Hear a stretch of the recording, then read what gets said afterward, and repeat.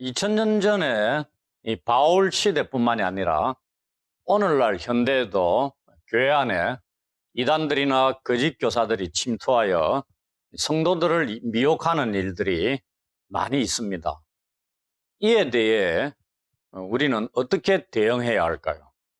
본문을 통해서 우리는 바울이 골로새 교회에 침투한 거짓 교사들에 대해서 어떻게 대응하고 있는가를 살펴봄으로써 우리는 어떠한 도움을 얻을 수 있는가를 배우고자 합니다. 그래서 본문 내용 우리가 읽었는데 조금 어렵게 느낄 수도 있고요. 조금 긴 듯한 느낌도 있습니다. 이 본문이 대충 다음과 같은 내용으로 이루어져 있습니다. 8절에 보시면 거짓 가르침의 정체에 대해서 알려주고 있고요. 그 다음에 9절, 10절에 그리스도 안에 충만함이 어떠한 것인가를 알려주고 있고 11절, 12절에 이 그리스도와의 연합이 그것 충만함의 내용 중에 하나다. 그리고 13절에서 15절 보시면 하나님의 행위를 통해서 얻은 자유에 대해서 우리에게 알려주는 대충 이런 내용으로 구성이 되어 있습니다. 이 본문을 보시면은 이 거짓 교사들의 가르침의 특징이 무엇인가를 바울이 알려주고 있습니다. 그래서 골로새 교회 성도들이 왜 그것을 거부해야 하는가에 대해서 아주 신학적으로 풍성한 설명을 담고 있습니다. 왜냐하면 신학적인 의미들을 많이 담고 있다는 얘기입니다. 그래서 조금 어려운 말씀들이 있습니다. 동시에 이 그리스도께서 모든 통치자와 권세의 머리가 되신다는 것, 그리고 유일자가 되신다는 그러한 말씀을 하는데 과연 그것이 갖는 의미가 무엇인가에 대해서도 우리가 알아보고자 합니다. 먼저 8절은 아마도 이 바울이 1장에 보면 에바브라가 나옵니다. 그래서 에바브라로부터 전해 들었을 것으로 우리가 생각을 할 수 있는데요. 이 거짓 교사들, 골로새 교회에 침투한 이 거짓 교사들의 가르침의 이 본질 그리고 출처가 무엇인가에 대해서 설명을 하고 있습니다. 그러한 것이 거짓 교사들의 가르침이 교회에 들어와서 골로새 교회 성도들을 사로잡을까 봐 주의하라고 먼저 경고를 하고 있습니다. 이게 이 사로잡는다는 게 무슨 말씀이냐면은 이 원어의 의미가 갖는 게 이 먹잇감으로 포획할 수 있다 이런 의미를 갖습니다.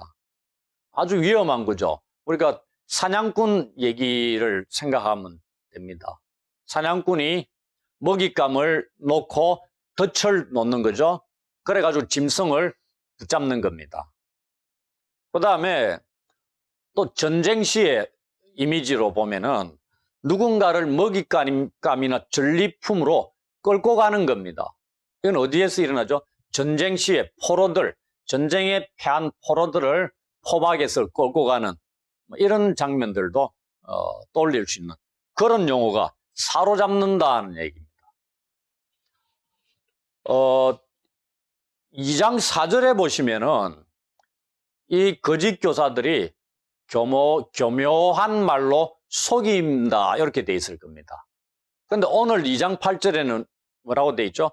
헛되고 기만적인 철학으로 골로새 교회 성도들을 미혹해서 사로잡아 노예로 삼고자 하고 있다 이런 내용입니다. 좀 더 과격해지고 있죠. 이것을 바울이 지금 주의하라고 말씀하고 있습니다. 그러면은 이 거짓 교사들이 골로새 교회 성도들을 사로잡기 위해서 사용하는 수단이 무엇입니까? 그 수단은 이 성경에 보시면은 철학과 헛된 속임수다 되어 있습니다. 우리 한글 성경에는 번역을 안 했는데 철학과 헛된 속임수 하니까 몇 가지로 생각되십니까? 두 가지로 생각이 되는 거죠. 그런데 철학과 앞에 그라는 정관사가 생략이 되어 있습니다. 헬라어 원어에는 그라는 게 들어가 있거든요. 그러면은 그 철학과 헛된 속임수. 이 관사가 하나밖에 없죠. 하나밖에 없다는 얘기는 뭡니까? 철학과 속임수를 묶어서 생각하고 있다는 얘기입니다. 그래서 이게 뭐냐? 공허하고 기만적인 철학이다. 이런 내용입니다. 바울이 여기에서 비판한 것은 우리가 플라톤이나 아리스토텔레스나 이런 사람들이 했던 그 철학을 자체를 얘기하는 게 아니고요. 골로새 교회 성도들이 골로새 교회에 침투한 거짓 교사들이 뭐 플라톤의 철학을 전하고 뭐 아리스토텔레스의 철학을 전했겠습니까? 그건 아니죠. 그들이 주장하고 있던 그러한 어떤 종류의 철학이다. 뭐 이런 내용이죠. 좀 더 구체적으로 표현하면은 헛되고 기만적인 것이었다. 이런 철학은 철학인데 헛되고 기만적인 거다. 얘기입니다. 이 헛되다는 이 용어가 갖는 게 뭐냐면 이 물질적인 의미로 쓰이게 될 때는 텅 빈 뭐 이런 겁니다. 그 빈 깡통이다 이 말입니다. 그 알맹이가 없는 걸 가지고 속인다는 얘기입니다. 기가 막히죠. 속일 때 다 그런 거 아닙니까? 알맹이가 없는 겁니다. 그가 속이는데 포장을 그럴싸하게 하는 거죠. 그러니 혹 하고 넘어가는 거예요. 왜 넘어가죠? 겉으로 눈에 보이는 게 포장이 잘 돼 있는 겁니다. 속을 들여다볼 수 없기 때문에. 그래서 이 비유적으로 얘기하면은 지적이고 도덕적이고 영적인 가치가 없는 사람이나 교훈을 가리키는 게 헛되다 이런 얘기입니다. 여기서는 교훈이겠죠. 네. 그 다음에 속임수라는 것은 기만적인 것이다 이렇게 번역을 할 수 있습니다. 이게 재물이나 욕심이나 죄가 사람을 기만하게 해서 올바른 길이 아닌 엇나가게 만드는 역할을 하는 게 이 기만적인 겁니다. 그러니 골로새 교회에 들어온 거짓 교사들의 가르침이 뭐 뜻한 얘기입니까? 알맹이가 없는 거란 얘기입니다. 영적인 가치를 결여하고 있는 거란 얘기죠. 그 다음에 성도들을 기만해가지고 그리스도를 올바로 담는 그것에서 삼천포로 빠지게 만드는 그러한 것이었단 얘기죠. 이걸 바울이 에바브를 통해서 정보를 입수하고 이 감옥에서 이 골로새서를 써서 성도들을 알려주고 있는 겁니다. 그러면은 헛되고 기만적인 철학의 특징이 무엇입니까? 그거는 세 가지로 나옵니다. 두 가지는 부정적인 거고, 셋 다 두 가지는 자기들이 볼 때는 그럴싸한 거죠. 한 가지는 부정적인 건데 우리가 볼 때는 전부 다 잘못된 거죠. 두 가지가 뭐 앞에 나온 게 뭐냐? 사람의 전통과 세상의 초등학문을 따랐다 돼 있습니다. 따랐다는 것은 의존했다 이런 얘기거든요. 그 다음에 세 번째가 뭐죠? 그리스도를 따르지 않았다. 그리스도를 의지하지 않았다 이런 내용입니다. 그러니 바울이 볼 때 이 세 가지 특징을 갖고 있는 헛되고 기만적인 철학을 골로새 교회 성도들이 미혹당해서 쫓아갈까 봐 얼마나 걱정하겠어요. 그러니 골로새서를 보내가지고 경고할 바를 경고하고 가르치고 깨우쳐주고 있는 겁니다. 절대 쫓아서는 안 된다는 얘기죠. 거짓 교사들의 가르침이 사람의 전통을 따른다는 것은 우리가 복음서에 보면 나오죠. 장로들의 전통 뭐 이런 게 나옵니다. 이 예수님께서 바리새인들과 율법 교사들에 대해서 비판할 때 하시는 게 너희들은 사람의 전통, 장로들의 유전 그것을 쫓는 자들이었다. 이렇게 말씀을 하시는 게 있습니다. 그걸 우리는 생각해 볼 수 있고요.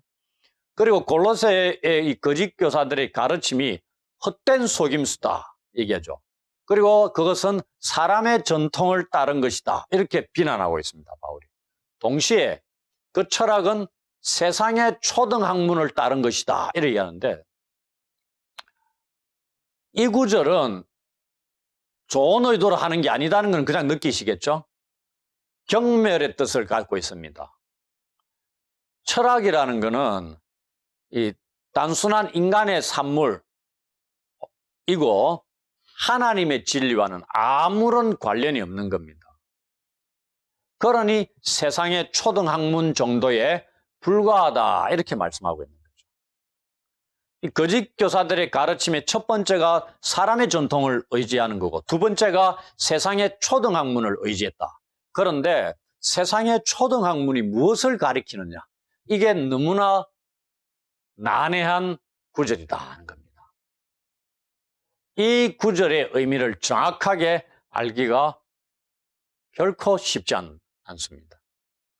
신약 성경 전체에서도 그 의미를 알기에 가장 어려운 구절 중에 하나에 해당되는 게 세상의 초등학문이 갖는 의미입니다. 이 구절의 의미에 대해서 대체로 한 3가지 정도의 중요한 해석이 있다, 혹은 4가지 정도가 있다, 이런 얘기들을 합니다. 예를 들면은 만물을 구성하는 우주의 기본적인 구성 요소들이다, 이렇게. 그 당시 철학자가 아니죠. 그 이전에 고대 철학자 중에 엠페도클레스인가 있을 겁니다. 그는 세상의 구성 요소를 4가지로 봤습니다. 물, 불, 공기, 흙, 뭐 이런 것들로 봤듯이, 이걸 가리키는 거다, 이렇게 이야기하는 학자들도 있고요. 이게 요세푸스나 필론 같은 자들, 이렇게 보기도 합니다. 철학적인 영향을 많이 받았겠죠. 또 하나는 특정한 학문 분야의 기본, 기초 원리다, 이렇게 보기도 합니다. 이게 영어 성경에서 킹 제임스 버전도 이렇게 번역하고 있습니다. 그다음 뉴 킹 제임스 버전도 이렇게 번역하고 있고요. NIV 성경도 이렇게 번역하고 있습니다. 그 다음에 3번째가 영적 존재다, 이렇게 얘기합니다. 이것도 많이 ESV라든지 RSV 이런 영어 성경들, 많은 성경들이 또 이렇게 번역합니다. 그 정도로 번역에 따라서 다르다, 이거죠. 우리가 영어 성경만 이렇게 봤지만은 이렇게 다양하게 번역하는데, 한글 성경도 보시면은 우리 개역개정은 뭐라고 해야죠? 그냥 세상의 초등학문이다. 여러분들 초등학문이라 하면 무슨 말인지 알아듣겠습니까? 초등학생들이 배우는 그 과목들 그걸로 생각하십니까? 우리가 초등학교라 이렇게 얘기하잖아요. 그럼 초등학생들이 배우는 학문이 초등학문이죠. 이렇게 생각하십니까? 그 다음에 공동번역은 세속의 원리로 번역합니다. 그 다음에 표준세 번역은 세상의 유치한 원리다, 이렇게 번역합니다. 그 다음에 가톨릭 성경은 이 세상의 정령들, 이렇게 합니다. 영적 존재로 번역하고 있다. 그 다음에 한글 킹 제임스 흠정역은 세상의 초보 원리들, 이렇게 번역. 현대인의 성경은 이 세상의 초보적인 원리. 우리 한글 성경도 영적 존재로 번역하기도 하고, 그 다음에 세상의 기본, 특정 학문 분야의 기본 원리로 번역하는 것도 있고, 갈린다는 얘기입니다. 어느 하나로 통일된 게 없다는 얘기입니다. 그런데 우리는 나름대로 생각을 가져야 되겠죠. 그 본문에서 저는 이제 한번 생각해 보자는 얘기입니다. 위에서 이 헛된 속임수를 사람의 전통으로 이렇게 얘기했습니다. 근데 철학을 세상의 초등학문과 관련 지을 수 있지 않느냐? 그렇다 그러면은 이걸 뭘로 보는 게 조금 우리는 나을 수 있냐면은 세상의 기초 원리, 세상 사람들이 옳다고 여기는 것들이 있지 않습니까? 그런 것으로 생각을 할 수 있지 않느냐. 그래서 세상의 기본적인 가르침, 교훈, 이런 것으로도 생각을 할 수 있는 거예요. 근데 우리는 지금 바울이 골로새 교회에 침투한 거짓 교사들이 가지고 있는 그러한 수단들, 특징들에 대해서 얘기하고 있지 않습니까? 그럼 그들이 세상의 것들을 가져와서 무엇에 접목시켰겠어요? 신앙적인 종교, 신학에 접목을 시켰을 것이다. 안 그렇겠습니까? 철학을 가지고 꼬시면은 꼬심을 당하겠습니까? 아니다는 얘기입니다. 그래서 이 골로새 교회의 성도들에게 이 거짓 교사들이 유혹하는 이 도구는 이 세상의 초등학문으로 여겨지는, 혹은 세상의 초보적인 원리에 해당되는 그 가르침, 이것을 성경과 연결해 가지고 접목하면 뭐냐면은 성경의 율법에 관련돼 있는 그 당시에 그 구원에 이르는 유일한 길을 바울이 전했고 골로새 교회 성도들이 받아들인 것은 뭡니까? 예수 그리스도를 믿음으로 구원에 이른다, 이렇게 얘기한 겁니다. 그런데 아직도 그 당시에 무엇이 있느냐? 율법을 행함으로 구원에 이르는 자들이 있었다 얘기입니다. 그런데 그 율법을 행하는 그 요소들이, 대표적인 요소가 그 당시에 뭐였냐면은 할례였습니다. 그 다음에 일부 음식을 먹지 않는, 먹지 않는 음식 목록들을 해가지고 이러이러한 것들은 먹지 말라고 하는 그걸 금지시키는 율법. 그 다음에 거룩한 날을 꼭 지켜야 된다는 뭐 이런 것들. 이런 율법의 특별한 요구사항들을 구원 역사의 새 시대에 들어서는 그리스도로 말미암아 새로운 시대, 구원의 시대, 복음의 시대가 열린 거기에 들어가는 데 있어서 이것들은 어떻다? 폐기된 기초 원리로 부를 수 있다 이 얘기입니다.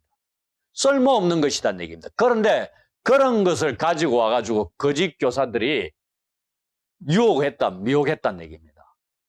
그리스도만으로 만족해야 될 성도들에게 그리스도만으로 만족해서는 안 되고 이러한 것들을 덧붙여서 유혹을 했다 이 말입니다.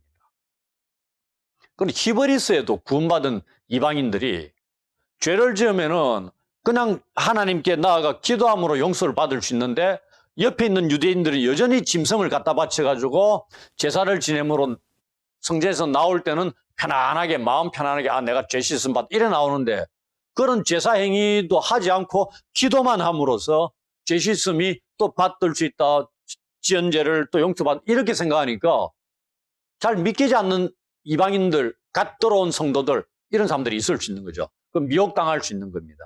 그거에 대해서 그럴 필요가 없다. 예수 그리스도께서 십자가에서 죽으신 그 십자가의 희생 제사는 영원한 효력을 가지는 단 한 번 제사로 만족스러운 것이었다. 이렇게 자꾸만 강조를 하는 거죠. 왜냐하면 되풀이해서 계속 제사를 드려야 할 것 같은, 교회에 들어와서도 제사를 드려야 죄가 씻음 받을 것 같은 그런 생각들이 자꾸만 드는 거죠. 왜? 주변에 있는 유대교인들이 자꾸만 그렇게 하고 있으니까 미혹당할 수 있는 거죠. 눈에 보이는 거니까. 그런 거와 비슷하게 이 사도 바울도 골로새 교회 성도들에게 지금 그렇게 권면을 하고 있는 겁니다. 그러면서 마지막 이 세 번째 특징, 이게 진짜 핵심입니다. 그들이 그리스도를 따르지 않는다는 것에 있다. 이게 핵심 중에 핵심이죠. 이게 그리스도를 의존하지 않는다. 이게 무슨 말이겠습니까? 그리스도 없는 구원의 길을 제시하고 있다는 얘기입니다. 그리스도를 제거시켜버리는 겁니다. 바울이 전했던 그 복음에서 그리스도를 빼버리는 거죠. 그럼 뭐가 돌아갑니까? 구약 율법으로 돌아갈 수 있는 거죠. 이래 돼버린 겁니다. 이게 가장 큰 문제였다 하는 것입니다. 그런데 이 거짓 교사들이 왜 그리스도를 의지하지 않는 것이 문제이겠습니까? 그게 9절, 10절에 쭉 설명을 하는 겁니다. 그것은 그리스도 안에는 하나님의 신성의 모든 충만이 육체로 거하기 때문이다. 이렇게 말씀하고 있습니다. 이것도 어렵죠. 9, 9절절이 조금 어려운 말씀들이 계속해서 나옵니다.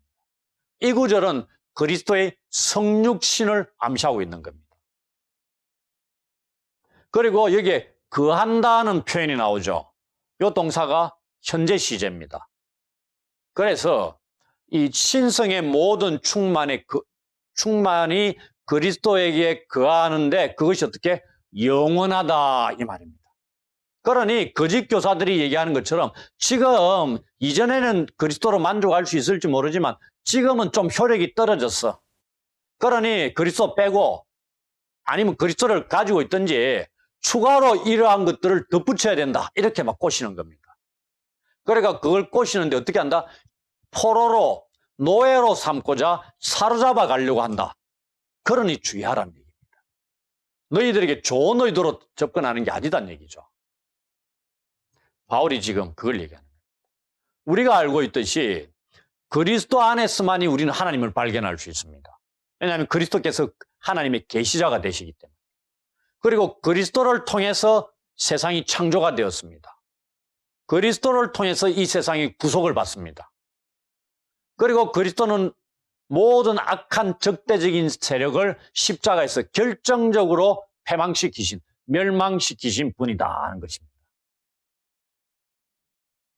인간이 하나님에 대해 알거나 경험할 수 있는 모든 것이 그리스도 안에서 발견된다 하는 얘기입니다. 다른 게 덧붙여질 필요가 있다 없다? 없다는 얘기죠. 그래서 그리스도인들은 지금은 골로새 교회 성도들은 단지 너희가 그리스도인이 되는 것만으로 이 모든 지식과 모든 경험들에 다가갈 수 있는 자들이 되었다. 그래서 우리는 결론적으로 다른 곳에 눈길을 돌릴 필요가 전혀 없다. 이 말씀입니다.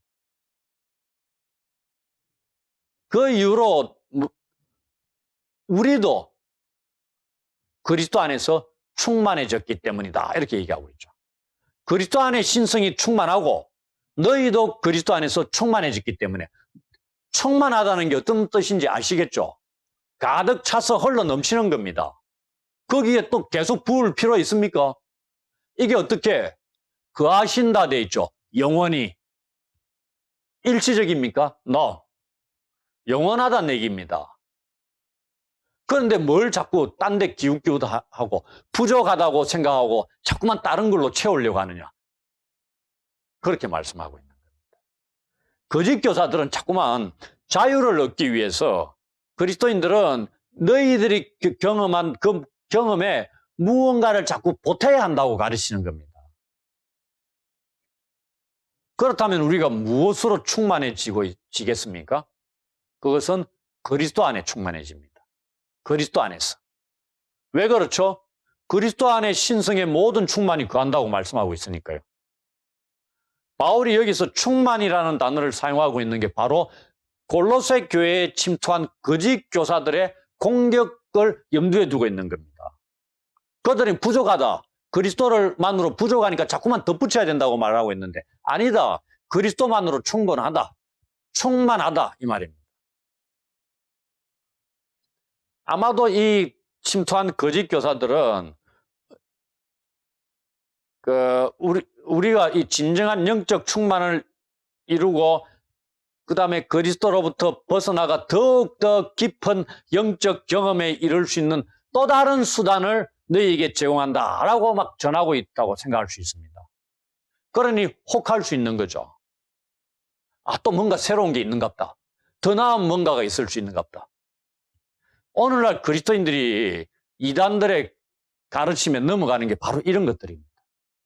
그리스도만으로, 교회에서 가르침받은 그리스도만으로, 자기가 믿은 그리스도만으로 만족을 못할 수 있는 겁니다. 그러니 기우다는 거죠. 이제 그래서는 안 된다는 것을 말씀하고 있는 겁니다.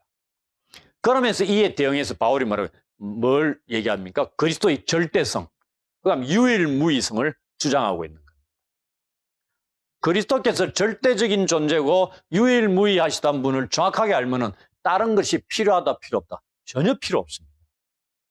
그래서 우리는 하나님에 대해서 알거나 경험할 수 있는 모든 것은 우리와 그리스도와의 관계 속에서만 발견할 수 있다는 걸 깨달아야 됩니다.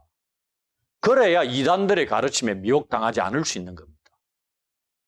더 이상 우리가 충만한 것을 그리스도 안에서 누릴 수 있기 때문에 더 이상 다른 것들이 필요하지 않다는 얘기입니다. 또한 그리스도는 모든 통치자와 권세의 머리가 되시는 분입니다. 그렇기 때문에 그리스도인들은 통치자들이나 권세들을 또 땅에서 두려워할 필요도 없는 겁니다. 그러한 것들 모두가 그리스도의 통제 아래에 있기 때문입니다. 이제 바울은 11절부터 15절 끝절 마지막 부분까지 어떻게 그러한 그리스도 안의 충만함의 상태가 존재하게 되었는가에 대해서 설명하고 있습니다. 이 부분에서 바울은 그리스도 안에서 그리스도인들이, 골로새 교회 성도들이 경험하는 충만에 대해서 설명합니다. 이렇게 정도 자세히 설명을 해야 골로새 교회 성도들이 한눈 팔지 않겠죠. 그 내용이 뭐냐면 11절, 12절에 죄에 대한 승리에 대한 것이고, 그 다음에 13절에 새 생명에 대한 것입니다. 그리고 14절, 15절에 완전하고 최종적인 죄사함과 악한 영의 세력들로부터 이 보호에 대한 내용들입니다. 먼저 11절, 12절에 그리스도 안에서 그리스도인들이 경험하는 이 충만에 대한 첫 번째 내용입니다. 그건 무엇이냐면은 세례를 통해서 죄의 세력에 대해 정복을 했다는 것입니다. 그리스도인들은 그리스도 안에서 손으로 하지 아니한 할례를 받았다 돼 있죠. 할례는 손으로 합니다. 그런데 손으로 하지 아니한 할례가 뭐겠습니까? 이거는 사람의 손으로 하지 않았기 때문에 누구의 손으로 했겠어요? 비교해서 하나님의 손에 의해서 행한 것이다. 그걸 성경에서는 뭐라고 표현하고 있습니까? 예, 손으로 행하는 할례를 육체적인 할례입니다. 몸에 하는 할례잖아요. 그런데 하나님에 의해 행해진 할례는 어디에 행한? 마음의 할례다. 이렇게 얘기합니다. 신명기서, 예레미야서, 로마서 2장 이런 데 보시면은 마음의 할례를 해라. 이렇게 나옵니다. 골로새 교회에 침투한 이 거짓 교사들은 육체를 억압하는 수단으로서의 규칙과 금욕적인 관습들을 지켜라. 이렇게 전하는 겁니다. 그리스도만으로 만족할 수 없으니까 아까 말씀드린 그러한 얘기들이죠. 할례나 음식법이나 그다음에 안식일 준수하는 뭐 이런 것들을 가지고 구원에 이를 수 있는 기초 원리로 생각을 하는 거죠. 그러나 바울은 그리스도인들이 마음의 할례를 받은 자들이다. 그로 말미암아 옛사람, 육의 몸을 벗었고 새 사람을 입은 자들이 되었다고 주장하고 있습니다. 그렇기 때문에 이제 육체의 충동을 제압하거나 육체의 충동을 제압하게 되었고 그 다음에 최종적인 죄사함을 얻은 자들이 되었는데 거짓 교사들이 전하는 이러한 것들, 육체의 충동을 제압하고 최종적인 죄사함을 얻기 위한 수단으로 다른 어떤 관습이나 규칙적인 금욕주의적인 행위들, 이러한 것에 더 이상 순종할 필요가 없게 되었다는 얘기입니다. 이걸 명확히 알아라. 뭐 이렇게 말씀을 하고 있는 거죠. 그러면은 새 사람이 되은 것, 이게 언제 일어났을까요? 그것은 우리가 그리스도에게 나아갈 때 일어난 겁니다. 그때가 언제죠? 회개할 때 일어난 것입니다. 달리 말하면 우리가 그리스도와 함께 장사될 때입니다. 이를 통해 우리는 육의 몸, 즉 죄의 몸을 벗게 된 겁니다. 그러니 더 이상 금욕적인 이러한 것을 통해서 할 필요가 없게 된 거죠. 이로써 우리는 지금까지 죽음에 이르게 한 이 죄의 세력으로부터 자유하게 되었다. 그 말은 달리 표현하면 그 죄의 세력을 정복하고 승리하게 되었다. 이 얘기입니다. 이게 그리스도의 할례가 의미하는 겁니다. 이것을 바울이 12절에 세례를 통해서 다시 좀 더 자세히 설명하고 있습니다. 우리는 세례를 통해서 어떻게 됐죠? 그리스도와 함께 장사되었고 죽은 자들 가운데서 예수님을 일으키신 하나님의 역사하심을 믿음으로 말미암아 그리스도 안에서 함께 일으키심도 받은 자들이 되었다. 이 얘기입니다. 세례의 의미가 이것이죠. 영적 할례입니다. 세례가. 그래서 회개하여 세례를 받았다는 것은 그리스도와 함께 죄에 대하여 죽고 함께 살아났음을 의미합니다. 우리가 교리 공부 시간에 다 한 거잖아요. 이것은 하나님의 역사를 믿음으로 말미암아 이루어진 것임을 기억하라고 말하고 있습니다. 금욕적인 행위로 육체의 충동을 억압함으로 되는 것이 아니다 이 말입니다. 한마디로 우리는 그리스도인은 믿음으로 세례를 통해 그리스도와 연합한 자가 되었다는 것을 말씀하고 있습니다. 이제 마지막 부분으로 넘어갑니다. 13절부터 15절에까지. 먼저 13절에 보시면은 이 새 생명에 대해서 말씀합니다. 그리스도와 함께 장사되고 함께 일으키심을 받은 자. 이게 뭐 어떻게 된? 죽고 다시 살아났으니까 뭐다? 새 생명을 얻은 자가 되었다는 얘기입니다. 당연하죠. 옛 생명이 죽임을 당했는데 거기서 다시 살아났으니까 새 생명을 얻은 자가 됐다는 얘기입니다. 이거는 우리가 죄 사함을 받은 덕분입니다. 이것을 강조하기 위해서 바울은 골로새 교회 성도들의 이전 상태가 범죄와 육체의 무할례로 죽었던 상태라고 묘사하고 있죠. 이 표현은 그들이 할례를 받지 않은 이방인들이었고 육의 몸을 벗지 못한 죄악의 이 본성을 지닌 자들이었음을 알려주고 있습니다. 이전에 그랬다는 얘기입니다. 근데 이러한 상태에 있던 자들을 하나님께서 모든 죄를 용서해 주심으로 그리스도와 함께 살리셨다는 얘기입니다. 그로 인해 새 생명을 얻게 하셨다. 이런 얘기입니다. 그 다음 이제 14, 15절에 보면 상당히 어려운, 그냥 읽어가지고는 이게 뭔가 싶기도 한 그런 또 구절들이 또 나옵니다. 14절에 보시면은 이렇게 하나님께서 새 생명을 부여하신 것이 우리의 죄가 사함을 받은 덕분인데 이 죄 사함이 완전하고 확정적이라는 것을 설명합니다.